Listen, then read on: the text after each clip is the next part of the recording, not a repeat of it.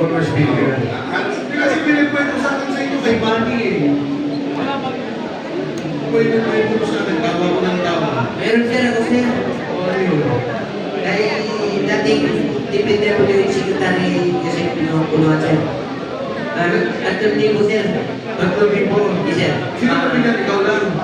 Maliit na kami sir. Si Martik Sai, si Martin Lasaga, at saka ako sir. Ilang maliit ang labor niyo? Walang maliit na sir. Tapos binigyan namin 3,000 sir pang for the boys. Yan. Maganda kasama po si Angel, no? Kasi dati pinay yung Angel, Jonathan Morales. Napakaganda, no? Mga iklalahan ninyo, talagang nakakapagkulang ng mata.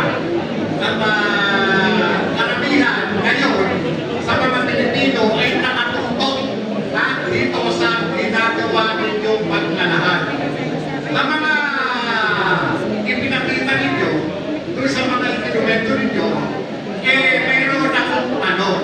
Sino dito yung may kaugnayan sa delivery ng mali-mali ng pera sa Diamond Hotel? Kung meron, magtaas ng kamay. Kung wala naman, susunod na tanong. Sino rito ang may kaugnayan sa pagdadala ng mga maletang may lamang pera kay Bongbong Marcos? Pakitaas ang kamay.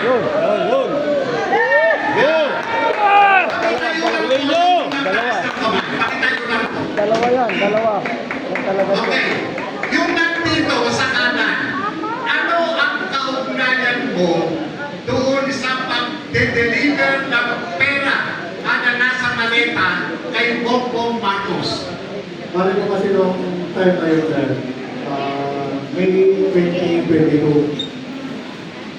Kami po yung nagdala ng 5 maleta na large. Ang Horizon Rooms, dinala ko namin sa Delta Gate, hangat sa Pasay City. Isinakay po namin sa Lexus na itim na plate number FFX 8886. At sa kabilang apat po namin ng Hilux na bulletproof din na black, plate number Eco Alpha Foxtrot 7121. At yun po yung dinala nila sa Sergeant Tube at sa kanyang boss sa Ilocos. Doon sa sinasabing dinala mong maleta, natatandaan mo ba kung sino-sino ang kasama mo na nagdala nito? Yes sir, ang driver po namin noon ay si dati kong kasama na si driver Nelson Paila. Sa kanyang ako, si Ronnie Sibilya po. Hindi ko matanggal kung sino ba nakakapunta sa mama. At itong mga kasama mo, mga ano ito, tangguhan dito. Kasama ko po ang pirado po ni Boss Sandy po. At itong mga ginagawa ninyo, pagdadala ng maleta na nagkalaman ng pera, sino ang nag-utos sa inyo?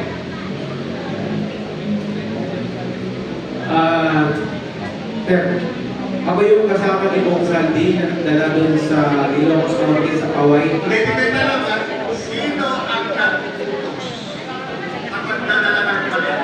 Si Bong Sandy sir. Kanino ibibigay ang maleta? Bakay po ni Presidente po yung napuntahan namin. Pero nag-receive po ng pera doon ay si Sandro. Pero after nung gabi, nag-dinner po sila ni Bong Sandy with BBM at First Lady. Nabanggit nyo kanina from Horizon, dinala nyo sa hanggang, tama? Yes po, tama sir. Ilang maleta ang dala ninyo? 5 sir, 5. Kung natatandaan ninyo, yung 5 maleta, ano-ano yung mga sizes dito? Isang sizes lang yun sir, estimated ng laman ng is 50 million pataas. 50 million. Yes sir.